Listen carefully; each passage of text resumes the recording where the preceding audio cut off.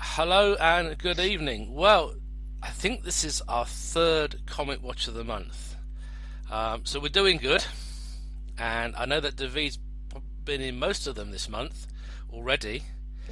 So, yep, it's going to be a fun show. So, without further ado, my name is Nick Yvetts. I'm Mary McIntyre. I'm Neil Norman.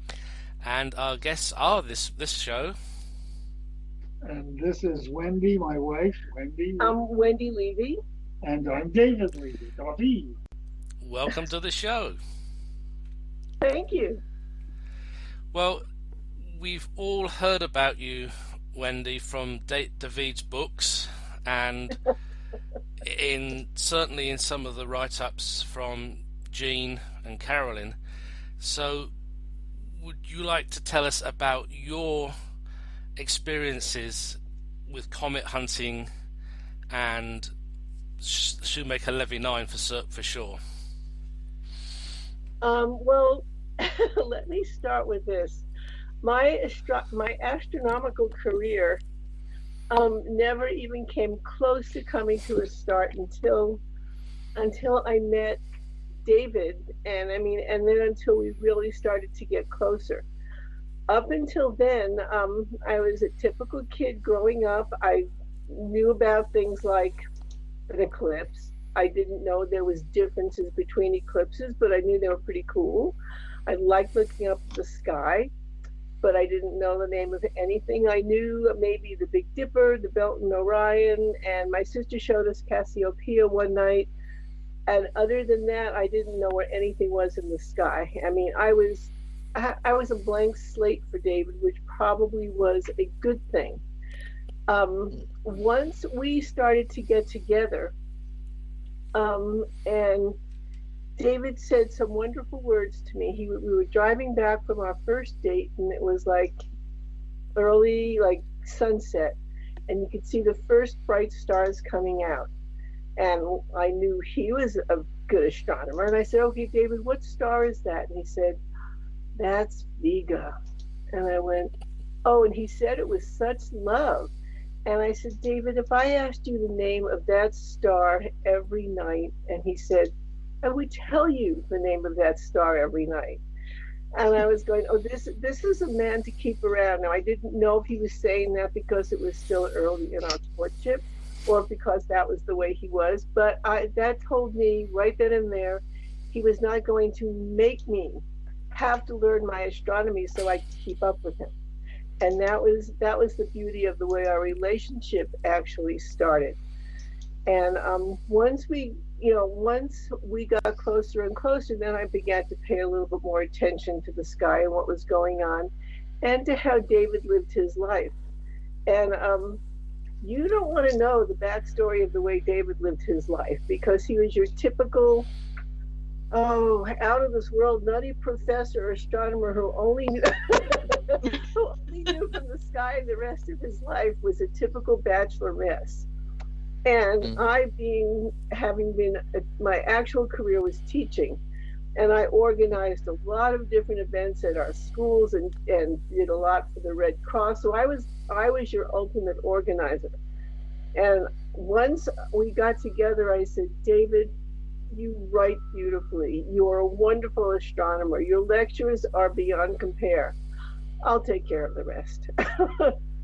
and because of that, it made him, he got to be a lot more productive, and I got to do what I did best, but I didn't realize how difficult taking care of one man like David was going to be. But we sort of worked things out, and his way of teaching me, besides letting me ask the same star every night, usually it turned out to be, I'd say, David, what star is that? He'd go, well, that's Arcturus. And I'd go, and then I would look up and try to find the handle of the Big Dipper, and then go, oh yeah, that's Arcturus. But he just always knew it was going to be Arcturus.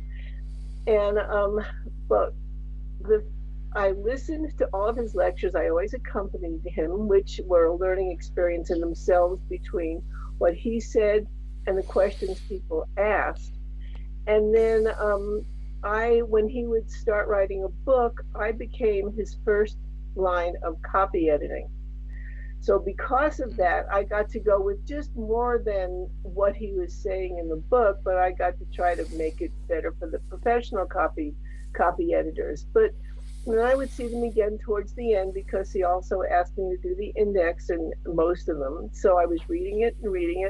And then I got to know enough that if I was having a conversation with an astronomer, they could start telling me about their astronomy life, and I'd know, oh, they're talking about the size of the telescope. Oh, this is about the size of the mirror. Oh, this one is the length of their actual tube.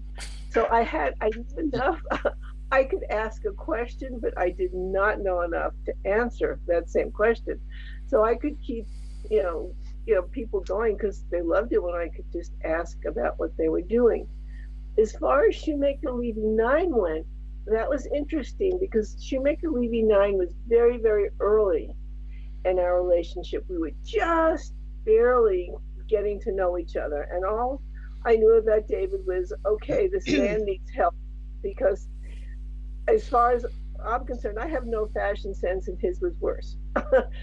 But we always had the best conversations. They were always interesting. They were always animated.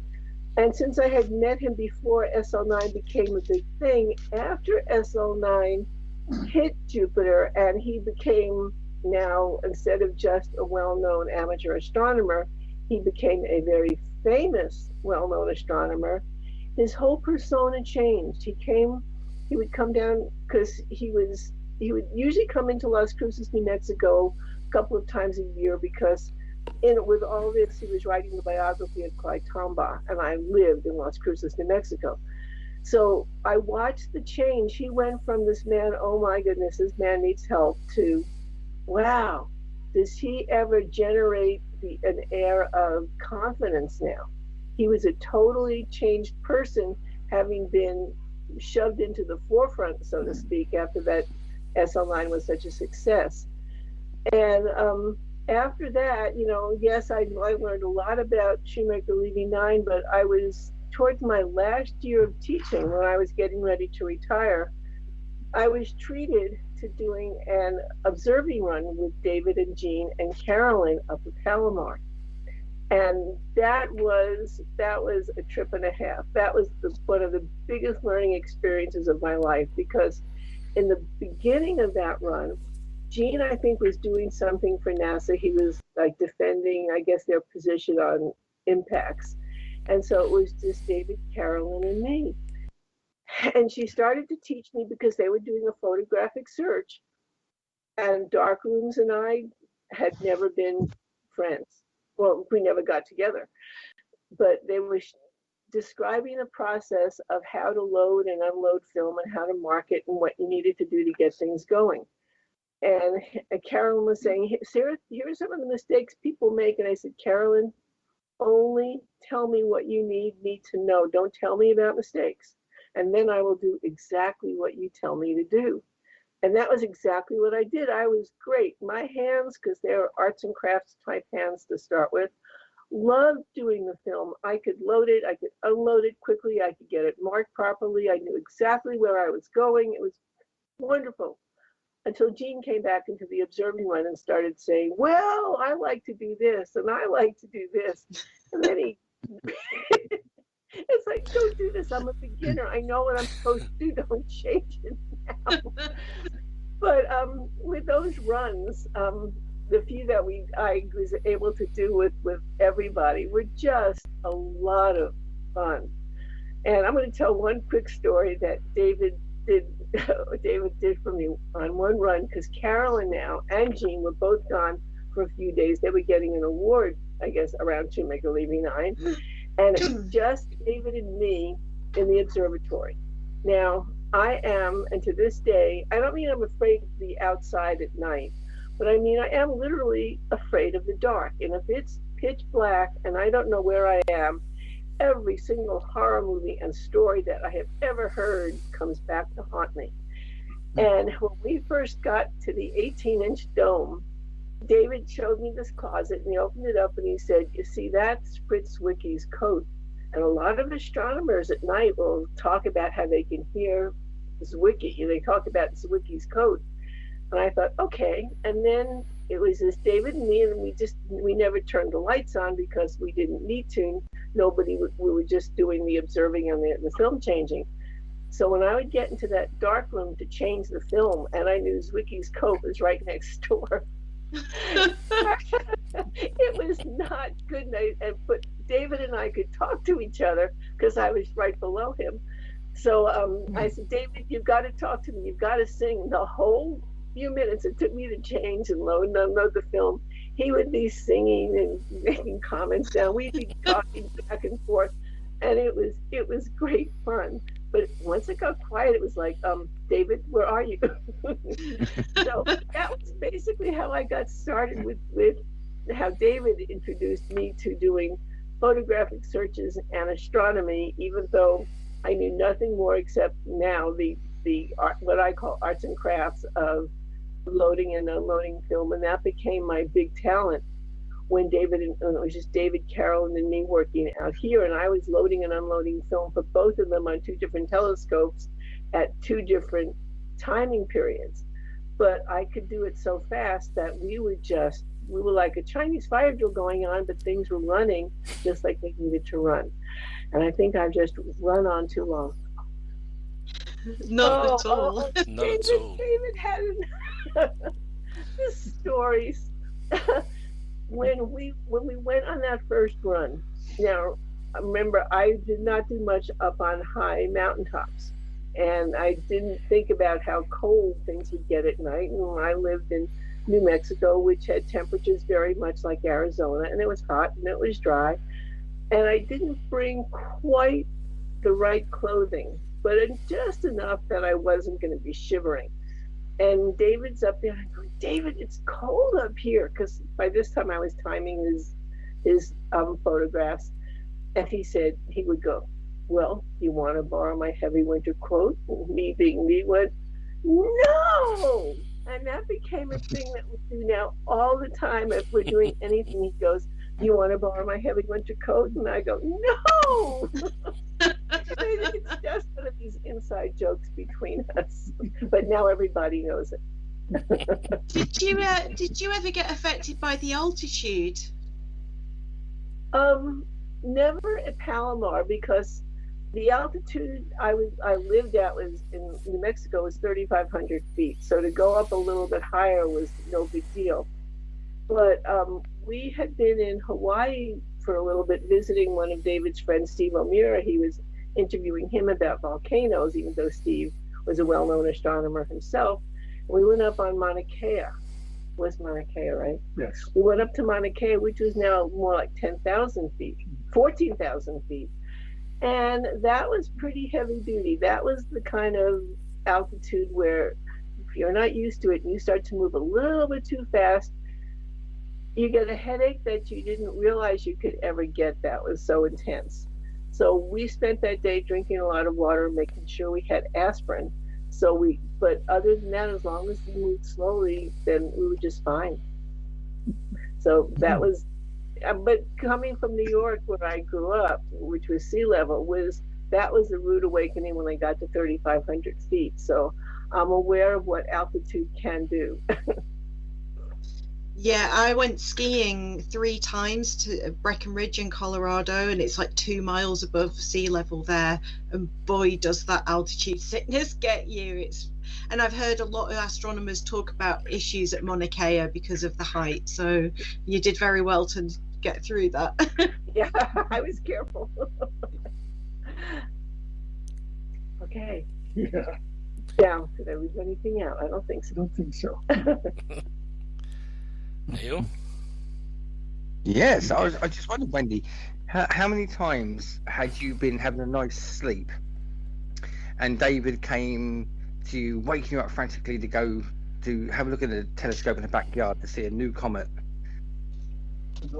Okay, yeah, we have an understanding about David waking me up, and that is, if you're going to wake me up to see something that is just a faint fuzzy in the sky, don't bother.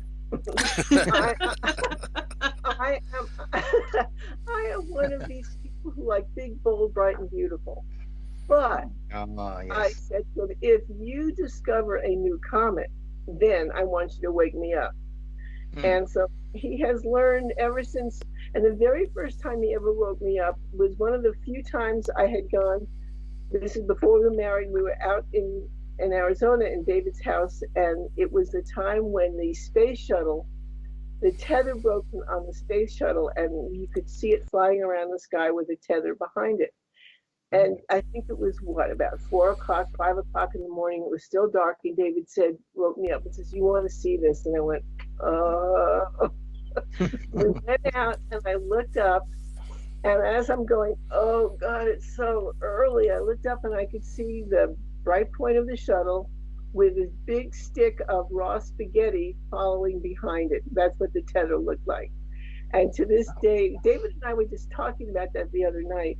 That image of that what looked like a piece of spaghetti going across the sky was the coolest thing. So, but no, he doesn't wake me up unless it's going to be something he's discovered, and it is big, bold, bright, and beautiful, because that's what I like best. Yes.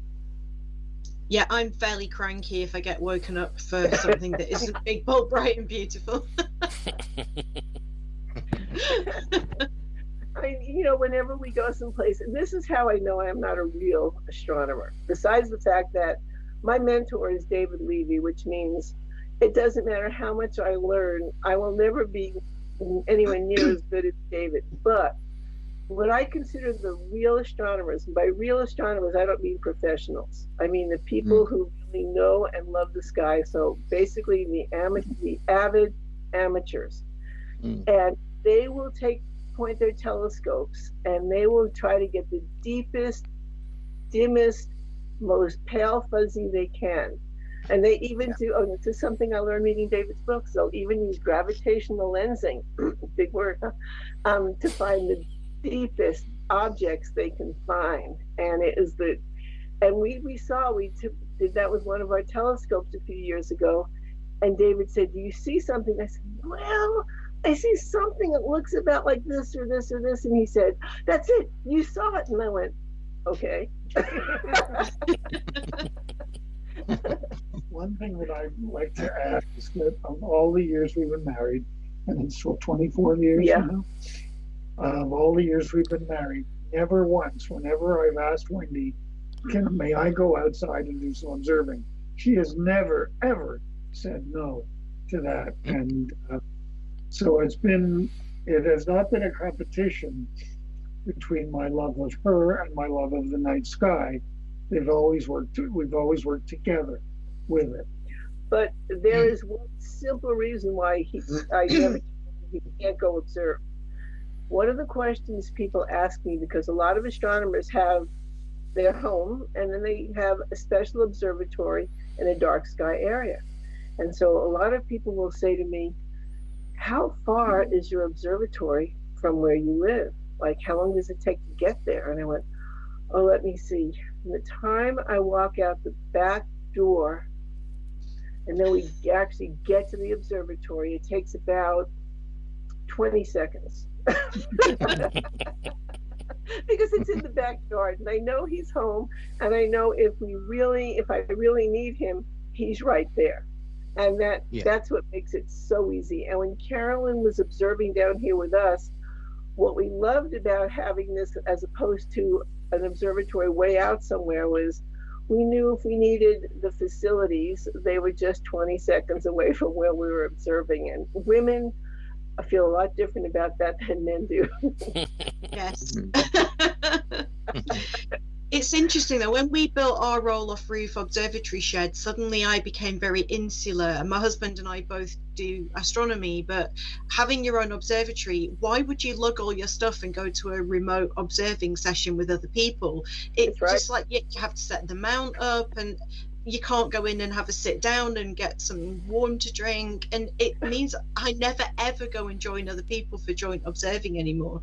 So it's kind of good and bad in a lot of ways. Right. I mean, you're not an astronomy widow, and that's what makes it really, really pretty cool. There was one story David told me that, I don't know the man's name, but astronomer was coming over just to visit David and see what his sight was like. And I think they observed one night, and he looked up at the sky and he goes, the Texas star party is 1 magnitude darker than yours. And David looked at him and said, yes, but what's in your backyard? So we figured we'll go for a little bit brighter and have a great backyard. Tell them about you go outside and you see the sky. Oh, all right. Now this, if you remember, even before I knew anything about astronomy, I always liked looking up. And whenever we come home from someplace, and I step out onto our back porch, and I take the first step off, and I look up, and when I see this big, bold, bright Milky Way, I just look up and go, "Oh, my sky!" Because it just hits you how beautiful it is when you can have a black dark sky in your backyard and see every dark lane that you can imagine right there in the Milky Way. It's beautiful. Yeah, so David's trained me well. Have you ever kind of got into astronomy so much that you wish you'd done some formal education in the subject? No. Okay. I did discover a comet. I did. But no, the reason I didn't was because that first night when David said to me, I would tell you what that star is anytime you asked him, it said to me, I don't have to force myself to learn this, and I will learn it vicariously. It's like learning a new language. And so it was the language of astronomy. And so I just figured the more I hear it, the more I will get used to hearing the terminology, and the more it will sort of work into what I do. So, and this is another reason I tell David I don't feel like a real astronomer. I have a lot of information stored. I have learned a lot between David's lectures, what he does, and what he writes.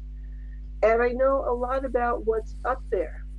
But what I cannot do, and I'm missing that one little link where I can link everything I have been learning to everything I'm seeing and just put it all together.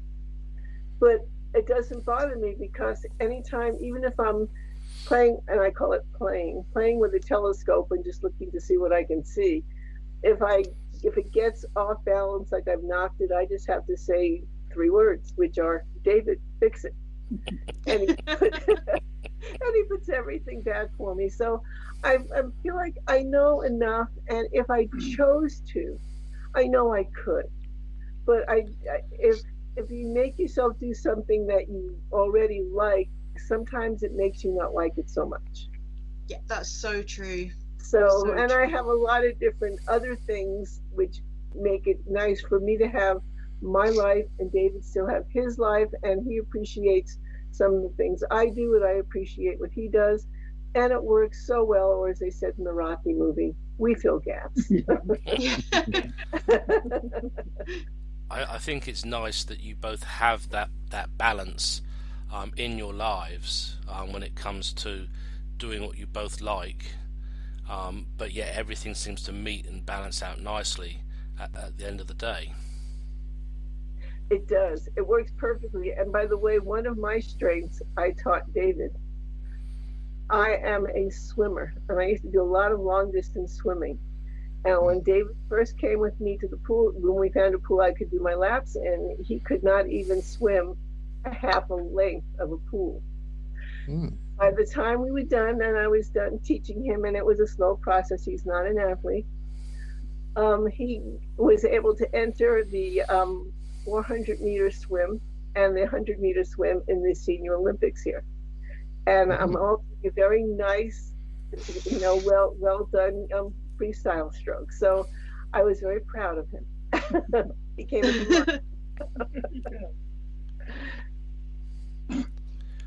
Well, I know that David's love of literature, and he likes to write. What is your favourite poem by him, or that he's read? That he's read or he's written? Both. Both, yeah. So my favorite poem of his that he wrote, he wrote to the cadence of the cremation of Sam McGee. And he did that as a testament at my dad's funeral service. He wrote this poem and he did it all dedicated to my father. And it was one of the most beautiful things I have ever heard, how he just took that same cadence and put it all together perfectly. Yeah, so if you can find it, you can read it. It's in that book down there. If you can I'll get it for you. Yeah, it's just down over there. But tell them what my favorite poem is that I make you always say. Okay, my favorite poem is Gerard Manley Hopkins. well, my favorite one that Wendee and I love to do is the I Stood and Stared poem by Ralph Hudson, and we'll probably do that at the end of our at the end of the interview today together. Thank you. Let me see if I can find it here. I know it's here.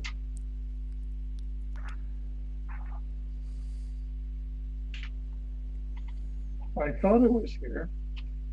In the meantime, while I'm looking for it, you may wish to ask Wendee another question.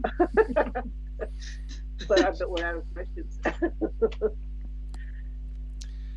Mary? Do you do any poetry writing yourself, Wendee? No, I don't. I really don't. I can appreciate poetry, and I like I enjoy it, and I love listening to David read the poetry. But I will tell you one little poem that a friend of mine, and I doubt she's listening. Her name is Margaret Mulligan.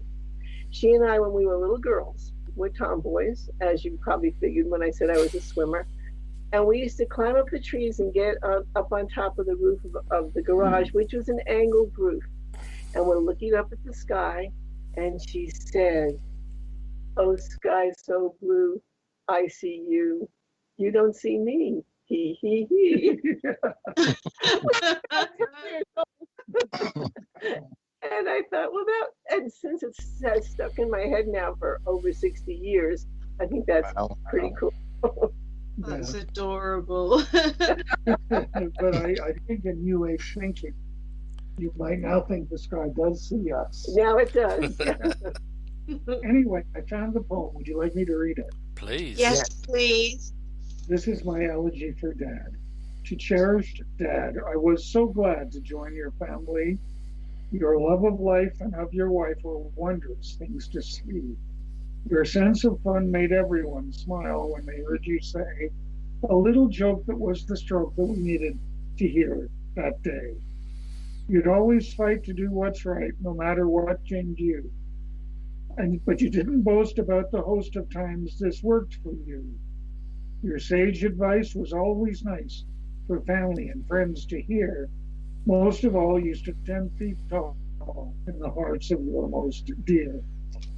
Dad and Mom, it must be fun to remember your children four. Joni and Gail and Wendee and Phil and Sandy made one more. Your pride never hid in what they did, but one thing that you never knew was that each one's dreams and hopes and dreams to follow after you. We sadly watched the terrible cost the years were to your health. We shared your hell each time you fell and did what we could to help. You lost your sight, but not your fight when we asked, "Are you in pain?" You put on a smile that stretched a mile, and you said, "I can't complain." My dad, you know, from years ago when Wendee and I were small. When Daddy died in '85, I took quite a fall. But 12 years passed, and then at last, you offered me once more a chance to shout, "Hi, Dad," no doubt. That feeling made me sore. I miss you, Dad. I wish you had more time to spend down here. Wherever you go, I want you to know I feel you are still so near. The trips we took would fill a bit, but what was second to none was the pleasure I felt that life has dealt me the honor to be your son. Wow, that's so beautiful. Yeah, this is the way when David decides to write something, he writes something. He does. Yeah, I can write astronomy articles, but hopeless at doing anything creative like that. I just can't do it. Yeah. I wrote that, thanks. I wrote that on the airplane on the way.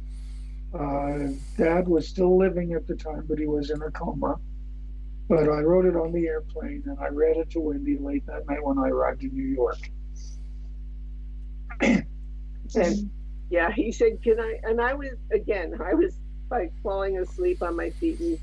But David listened to me practice the eulogy I was going to say for my dad because it was hard to get through this. And I said, okay, he listens to me all the time. I need to listen to this poem.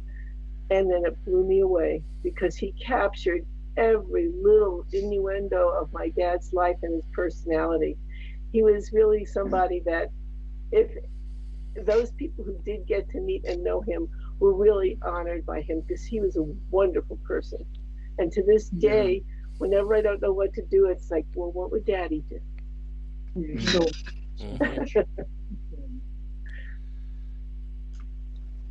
And I was always very struck whenever, going back to Caroline and Eugene, that whenever you guys talk about the time you spent together, you just can't help but get this sense of how much you just loved each other. And that friendship is just so amazing to hear about. I'm always very moved by the way Dave talks so passionate about that time. I know, and you know, it's funny because Jean, they were in that major car accident very shortly after our wedding. And there was a lot of people that said, well, I never got to meet him. I never got this. And I just looked at David and said, I didn't get to know him well enough. But, oh, can I tell you what?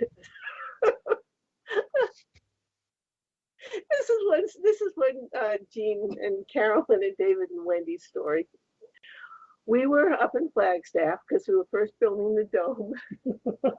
And what happened was we were going to the building where they had all their work at the Lowell Observatory. And Jean spent an awful lot of time saying, when you open the door to get in, you make sure to do this and this and this and this and this so you don't set off the alarms.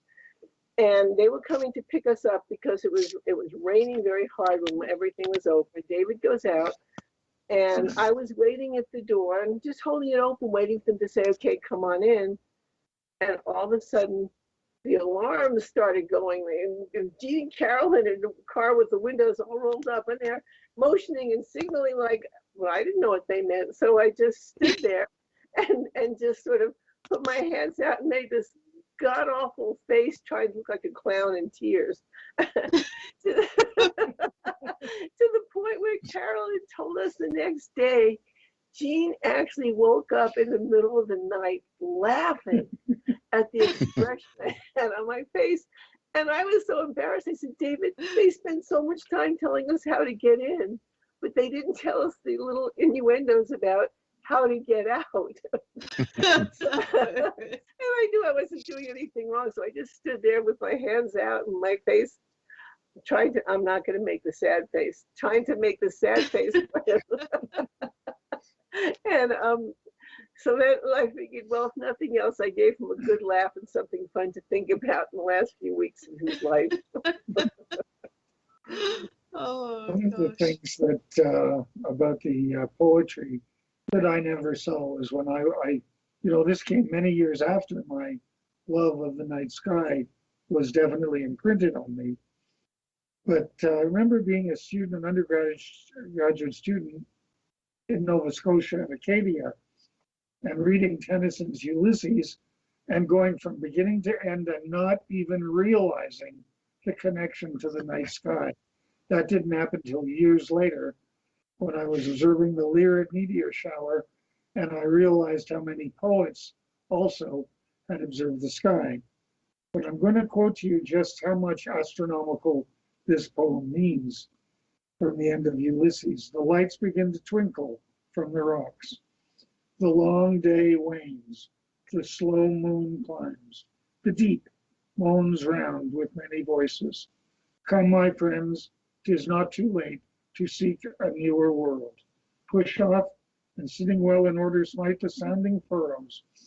For my purpose holds to sail beyond the sunset, from the baths of all the western stars until I die. It may be that the gulfs will wash us down. It may be that we shall touch the happy isles and see the great Achilles, whom we knew. But much is taken, much abides. And though we are not now that strength which in old days moved earth and heaven, that which we are, we are. One equal temper of heroic hearts, made weak by time and fate, but strong in will to strive, to seek, to find, and not to yield. So was that the basis for your book, The Sky in Early Modern English Literature? Or had you already written the book before you found that in Ulysses? No, that book I wrote as a result of my doctoral thesis. Right. This is often how new book projects get born with me, is that I'll be at a meeting of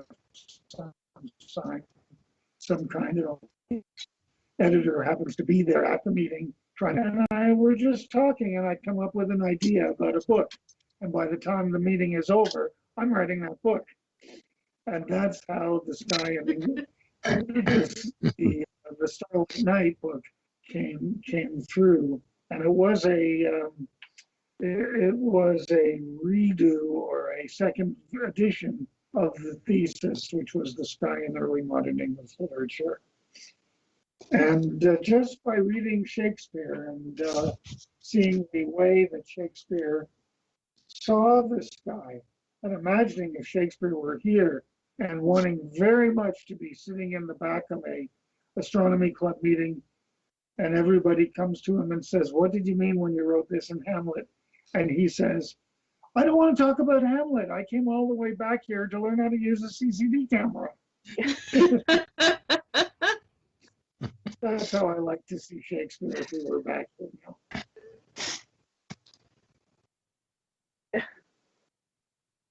So you guys used to do an internet radio show, I believe. Can you tell us a bit about that? Was it an astronomy show or music show?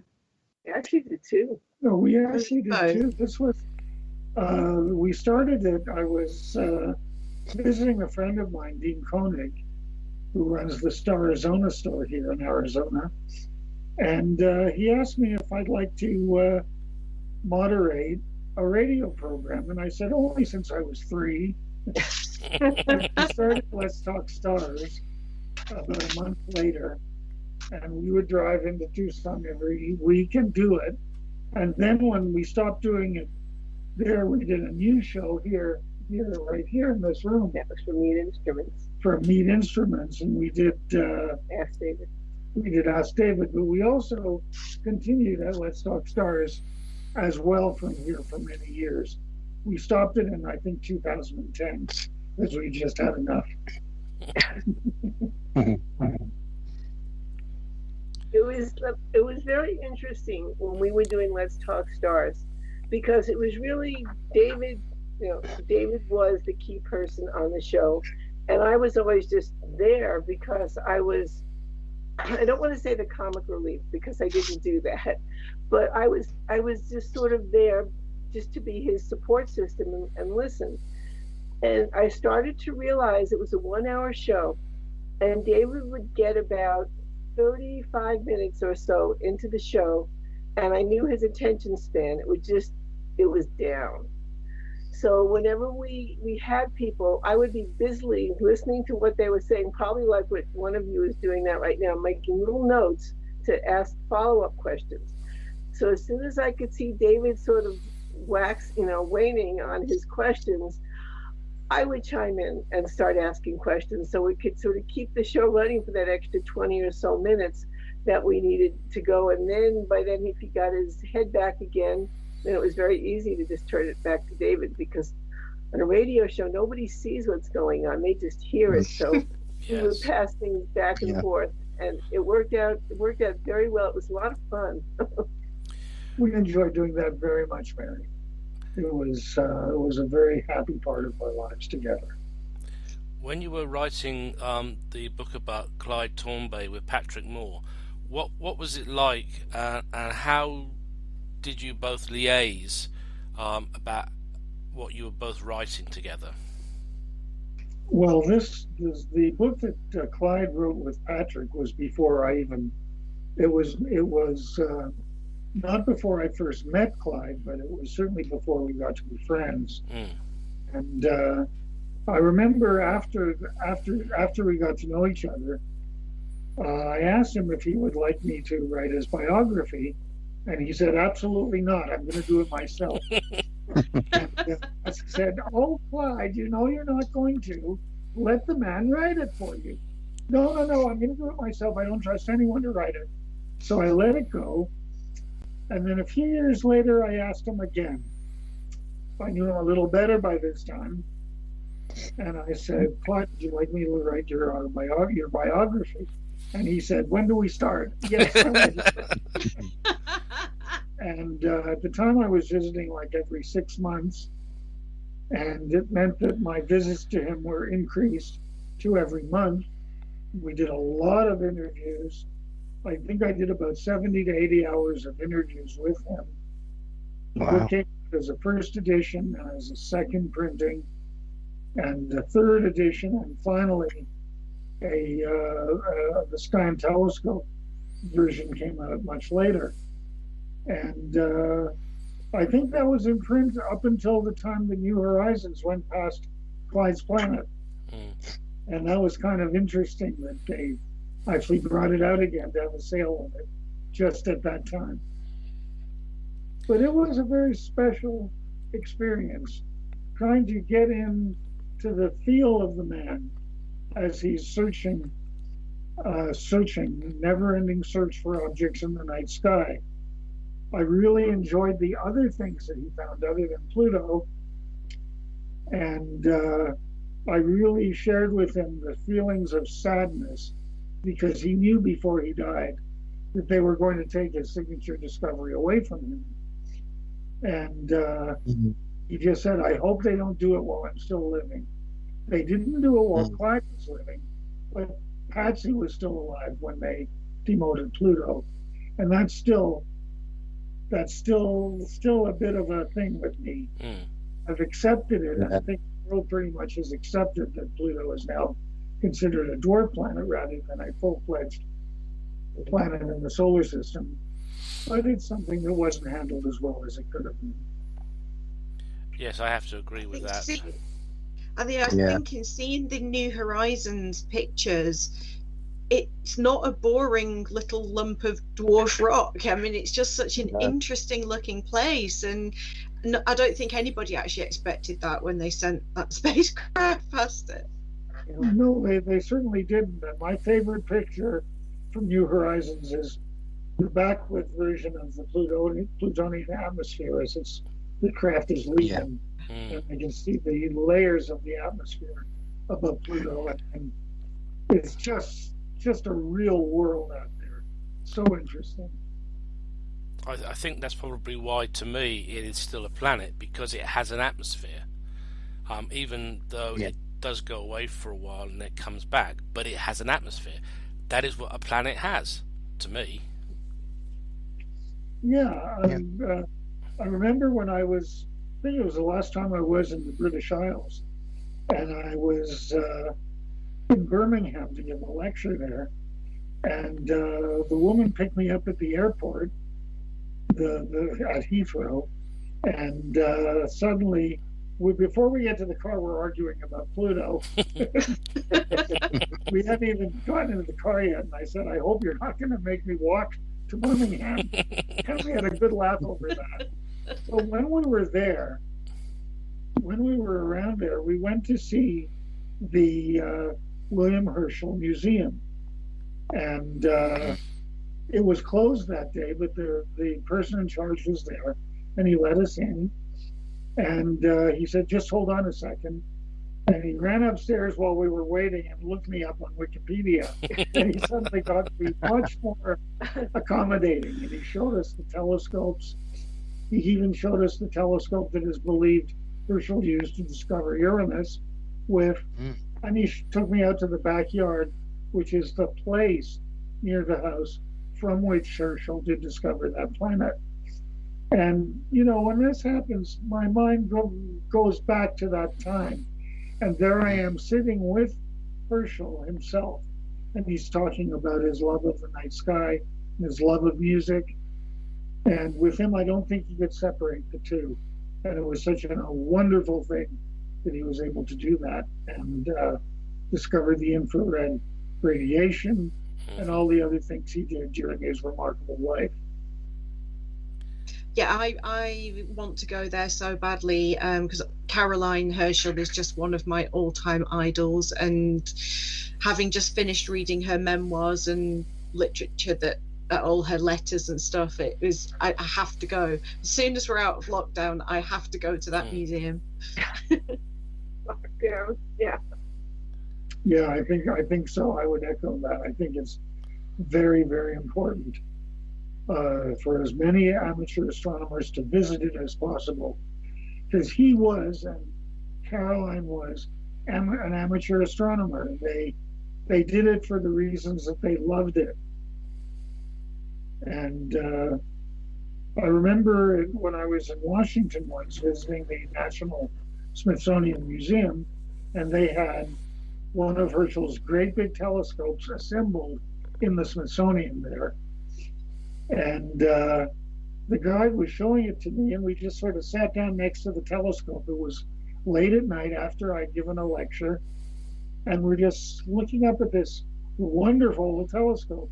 And I'm thinking, would anyone mind if I just spent the whole night looking at this thing? Well, of course, his son John was brilliant as well, wasn't he? He did so much important work as well. What a family. Yeah. Amazing. I think so. John had the better sense of humor, but the whole family was really very close, loving music, loving astronomy, and loving the night sky and being part of it. That's all right. You were saying about Herschel's telescope. I was just quickly checking something. You'd also probably enjoyed seeing the great telescope at Beer Castle in Ireland. Yes. And I believe that they're actually in the process of refurbing it. And there is a picture on the Beer Castle website of the great telescope as it is currently. And there is also a museum dedicated to the actual telescopes and equipment used there, which is open to the public. And last year they were celebrating 400 years from 1620 to 2020 of Beer Castle. Yeah, I actually looked through that telescope, a wonderful, wonderful telescope. And when a friend of mine was talking with me, Carl, and he said that he and his daughter were going to go to Ireland, I said, "Oh, you got to go visit Birk Castle." Boy, did they ever go to see it. They drove out and they saw it and they had the tour. But being able to touch that telescope, to look through it, is something that will always be with me. Neil? Yeah, I was just thinking about Clyde Tombaugh, because he made his own telescopes, didn't he? And I think he even had soup cans and all sorts of things, didn't he, with his homemade ones? Yes, he did. I think he ground in his lifetime 37 optical surfaces. Wow. He made a lot of telescopes. I've looked through a lot of them, and he really did wonderful things, and he was a true amateur astronomer. But the thing I remember the most about him was, I think when he first got to meet Wendee, and he really fell in love with Wendee, and he would say things like, "You don't have to wait for David to come back. You can come visit us anytime." Anyway, when the Hubble Space Telescope grabbed an image of Pluto as a round spherical planet, I had the picture on my laptop, and I brought it to Clyde and I gave it to him to look at. Oh, we were in, if you ever Well, you didn't. But when we would go to visit Clyde and Patsy, they each had their chair in the living room where they each sat. And David handed me the laptop, and I brought it over to Clyde, and I said, "This is a picture of Pluto." And he looked at it, and he literally caressed the screen of the computer, going, Wow. and he said, "I never thought I would see my planet as more than a point in space." Oh, It was just Oh, wow. so, yeah, I know. It just gave me goosebumps to thinking I'm the one that handed him the telescope. And Wendee, tell us about the story about when I was giving the lecture at the Unitarian Church and you were sitting next to Clyde.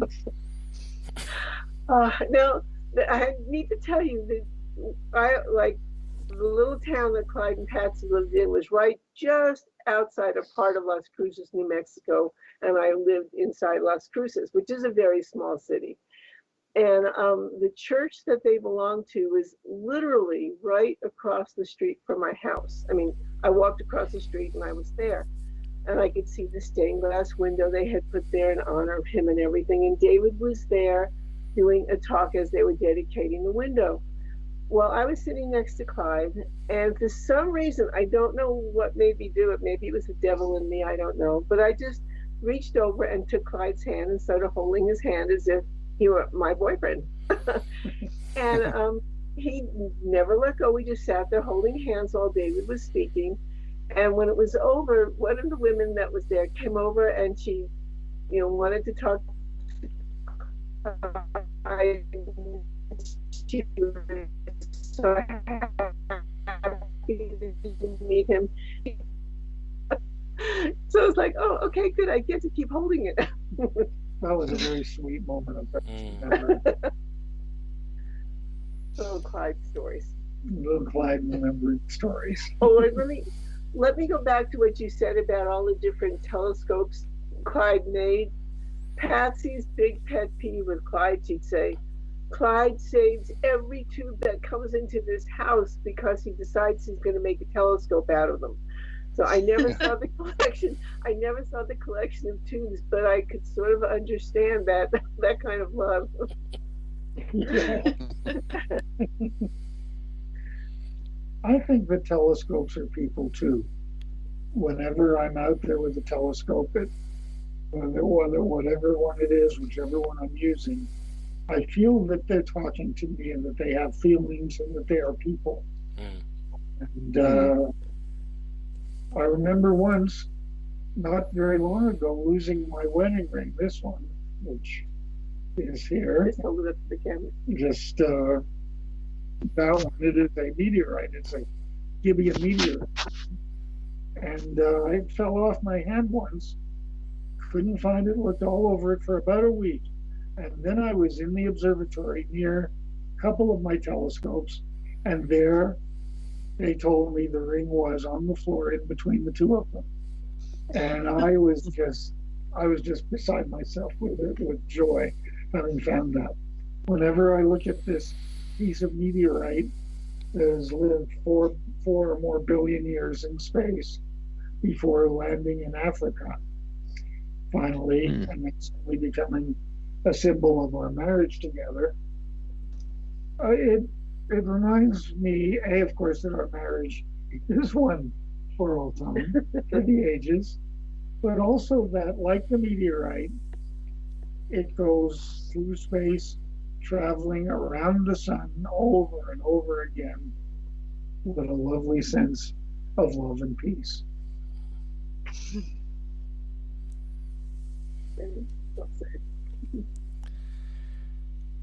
Oh, we were just so taken aback by that. We're just sitting there quiet.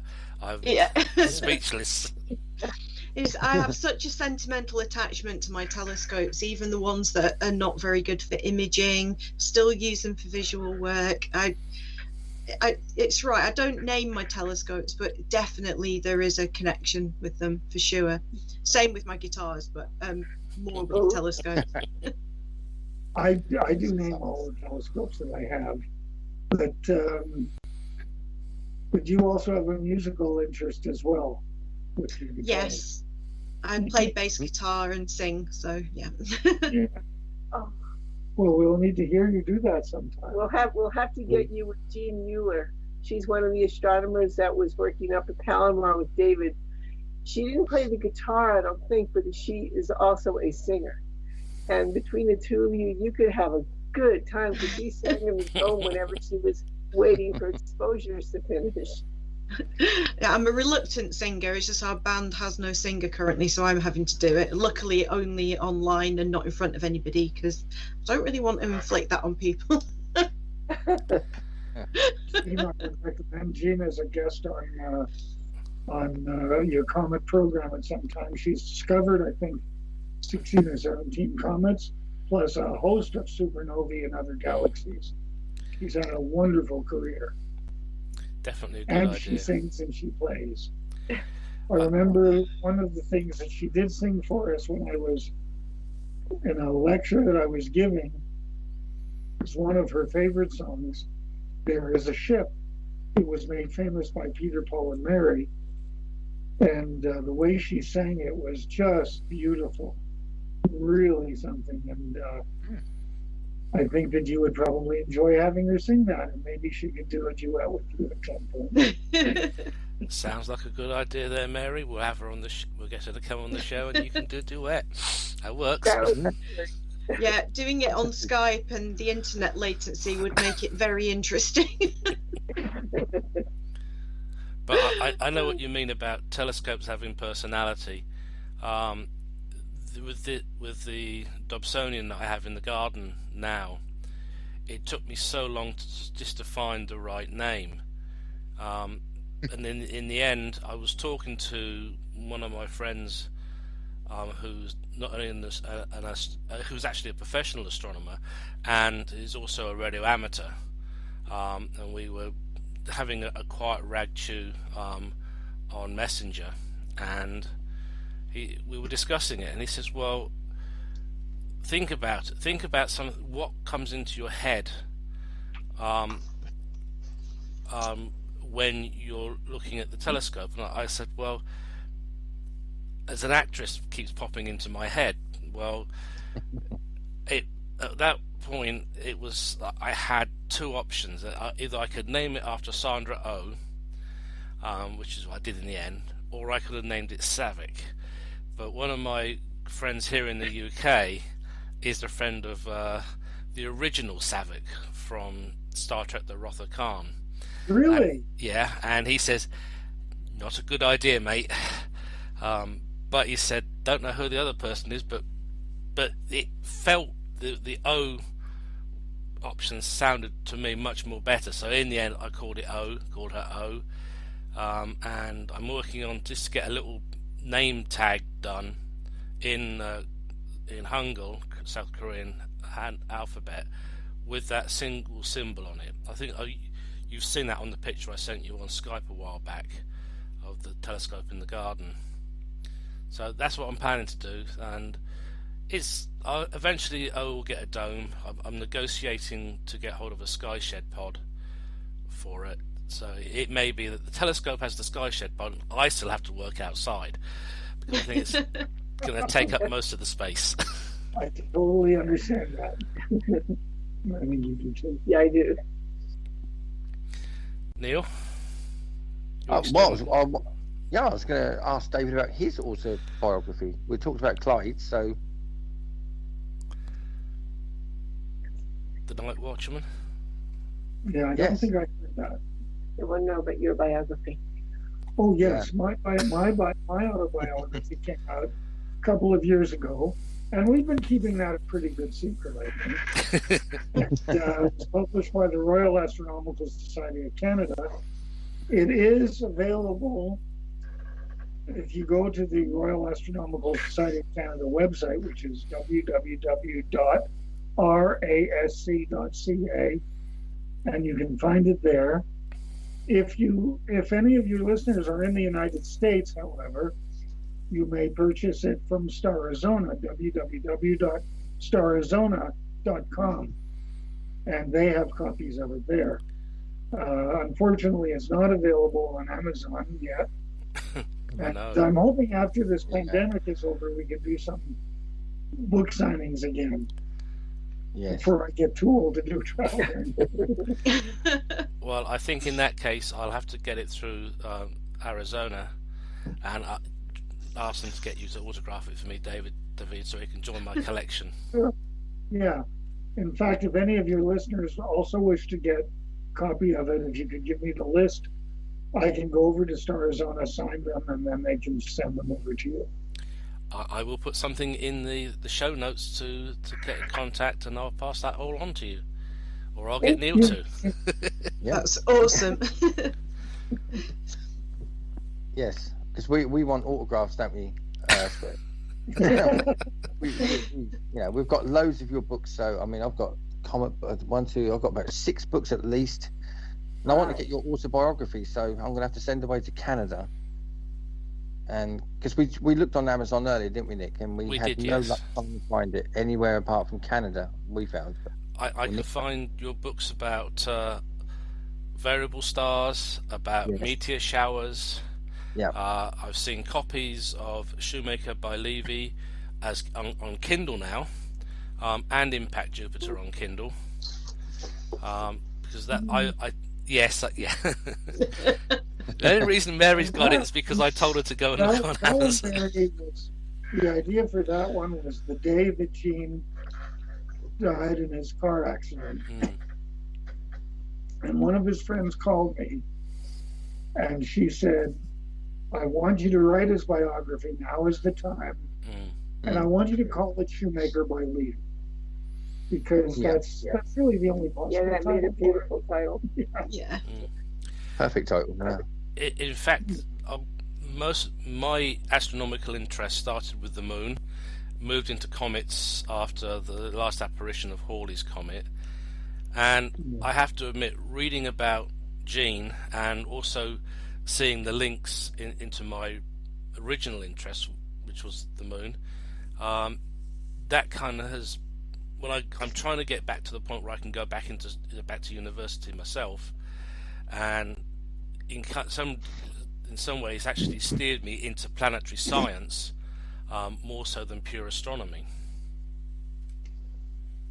If you ever do go back to university, one place that really you may want to visit sometime is University College London.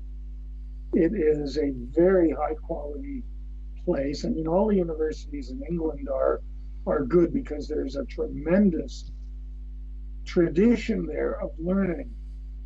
But one of the professors at UCL is a man named Jonathan Tennyson. His great-great-grandfather was a famous poet, Alfred Lord Tennyson. And I got to meet him one day, and it was one of the highlights of my life to be able, in a way, through him, to talk a little bit to the poet. Yeah, he told me over on email that he tries to keep as far away from poetry as possible. But when I walked into his office, there on his wall was a framed section of In Memoriam. And I just pointed at him. I said, trying to keep away from poetry? And he said, well, just kidding. I will admit that UCL is on my list for places to go. You may wish to visit Dr. Tennyson when you're there.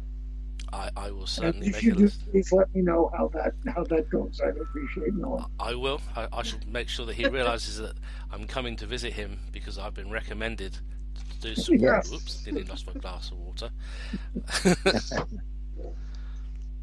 I hope to see him again sometime. Well, hopefully, with the way things are going, with vaccination being almost the thing now, travel should start opening up, I think, in the next couple of years again. So, yeah, you'll be able to come over, and I'll be able to come over. Yeah. And we're vaccinated. We are both vaccinated. Are you guys all vaccinated by now? I've had my first shot already. I get my second in June. My first. Yeah, I don't know what my second one is, but you not yet, Neil. No. Mine is on May the 5th, and then I have one on July the 27th. That's perfect. And which vaccine which vaccine did you get? Well, I'm not going to know what I'm going to get. It's just pot luck when you turn up in this country. Yeah. I've Yeah. had the I got the AstraZeneca. Oxford AstraZeneca. Yeah, well, we're both very close to Oxford, so that seems to be what everyone's getting.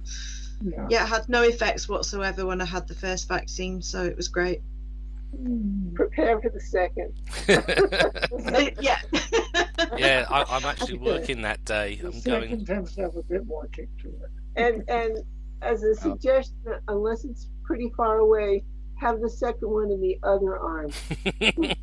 Okay. Oh, Yeah, it would be great if you guys can come to the UK again at some point. It would be really nice. Yeah. Well, as David knows, my telescope's waiting for him to come and use it if he wants to. Since we have the same telescope. Yeah, right now we wanted to see our children. yeah. Hmm. Do your children share your interest in astronomy at all? They do. I don't know if any of them will go into astronomy, but they are extremely proud of their grandfather. And whenever he comes, right now our grandson's in college and our granddaughter's graduated. But whenever he would come, he would always speak to their schools, always have them looking through the telescopes, the student body. And so it was it was fun for everyone whenever we came to visit. And now I think it's going on almost 2 years since we have seen them. So, well, in person anyway. So it's like, okay, we're vaccinated. I think all but our grandson is vaccinated because he's the youngest. He's just like 18. So he can finally start to get to at least get something scheduled. So, but I think maybe when Thanksgiving, that's in November, rolls around, we may be able to go up there and celebrate. Great. That's what we're hoping. Yeah. What would we have done during this without Skype and WhatsApp and Facebook and it's saved by the internet? Skype is good and Zoom is good, but I remember speaking to my sister because we had all plans just before this broke out to go visit one of my sisters, and we had a whole, because she just moved into to a new state and wanted to see the house. We were going to do a lot of different things there, and then they started talking about this possible pandemic, which hadn't had a lockdown yet, but we were going to be going on an airplane to get there. And I said to her, am I being paranoid about being afraid to now get on an airplane before this, with what's going on? And she said, no, I'm a retired nurse. She said, no, you're not. And we decided we'd rather speak just over the telephone than not be able to speak at all ever. So that was the closest we came to going somewhere. And it was right at the start of the lockdown. And then in February, we just made our own self quarantine, and we've just been in the house except like everybody else for food and for medical appointments. Yeah. And mask wearing. We wear double masks. Oh yes. I'm not double anymore. Definitely. I wear double masks. Oh, double mask.